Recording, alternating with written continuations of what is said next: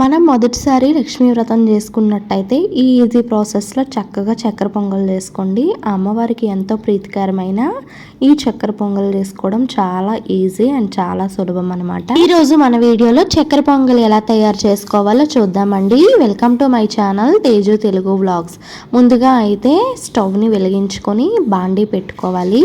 ఇలా నైవేద్యాలు చేసేటప్పుడు ఇత్తడి గిన్నెలో చేసుకుంటే చాలా బాగుంటుందండి. మన ఆరోగ్యానికి కూడా చాలా మంచిది.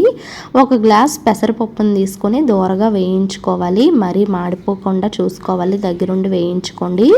ఇది కొంచెం బాగా వేగాక ఇప్పుడు ఒక గ్లాస్ పెసరపప్పుకి 2 గ్లాసుల చొప్పున బియ్యాన్ని కొల తీసుకోవాలి.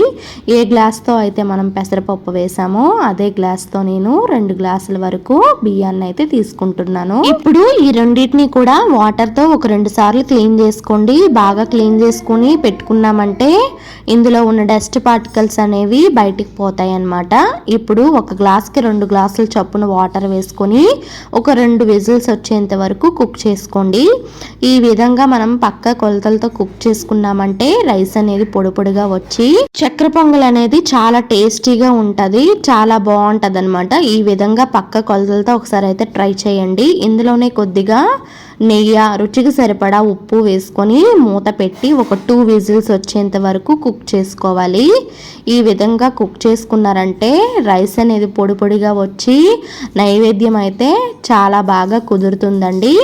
ఇప్పుడు వేరొక బాండీ పెట్టి అందులో 1 గ్లాస్ వరకు వాటర్ పోసి ఇందులో 1 కప్పు వరకు బెల్లం, 1 కప్పు వరకు పంచదార వేసుకోవాలి. పాకం ఏమీ అవసరం లేదండి, జస్ట్ ఇది పంచదార బెల్లం కరిగితే చాలన్నమాట.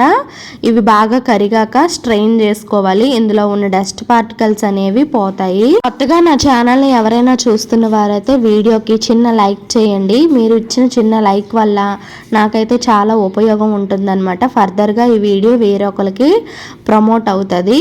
సబ్స్క్రైబ్ అయితే చేసుకోవడం మర్చిపోకండి. చూడండి, బెల్లం అయితే బాగా కరిగింది. ఈ రైస్ కూడా 2 విజిల్స్ వచ్చేంత వరకు ఉడికించుకున్నా కదా, రైస్ పొడి పొడిగా వచ్చి చక్కగా కుదిరిందనమాట. ఇప్పుడు ఈ వాటర్ని స్ట్రైన్ చేసుకోవాలి. ఏవైనా డస్ట్ పార్టికల్స్ ఉంటే ఈ స్ట్రైనర్లో వచ్చేస్తాయి అన్నమాట. ఇప్పుడు వీటిని వేరొక గిన్నెలోకి ట్రాన్స్ఫర్ చేసుకొని స్టవ్ మీద పెట్టి ఒక 10 మినిట్స్ ఉడికించుకున్నాక ఇందులో కొంచెం పచ్చకర్పూరము, ఇలాచీ పౌడర్ వేసుకోండి. నైవేద్యానికి మంచి ఆరోమా, మంచి స్మెల్ రావాలంటే తప్పనిసరిగా పచ్చకర్పూరం వాడాలండి. ఇప్పుడు వేరొక గిన్నె పెట్టి అందులో 1 టేబుల్ స్పూన్ వరకు కొంచెం నెయ్యి వేసుకొని అందులో జీడిపప్పు, కిస్మిస్, కొబ్బరి ముక్కలు ఉంటే వేసుకుంటే ఇంకా అక్కడక్కడ పంటికి తగులుతూ చాలా టేస్టీగా ఉంటుందండి. నా దగ్గర అయితే అవైలబుల్గా లేదు. కొంచెం ఫ్రై చేసుకొని ఈ విధంగా మనము వేసుకొని ఒక 2 మినిట్స్ కుక్ చేసుకొని దించుకున్నామంటే నైవేద్యం అయితే రెడీ అయిపోతుందండి. చాలా టేస్టీగా, చాలా ఈజీగా, త్వరగా కూడా మనము చక్కెర పొంగల్ అనేది పొడి పొడిగా చాలా చక్కగా చేసుకోవచ్చు. ఒక 10 మినిట్స్ తర్వాత స్టవ్ ఆఫ్ చేసుకొని ఒక గిన్నెలోకి ట్రాన్స్ఫర్ చేసుకోండి. చూడండి, 10 మినిట్స్ తర్వాత ఎంత చక్కగా చక్కెర పొంగల్ వచ్చిందో. మీరు కూడా వీడియోలో చూపిస్తున్న విధంగా అయితే తప్పకుండా ట్రై చేయండి.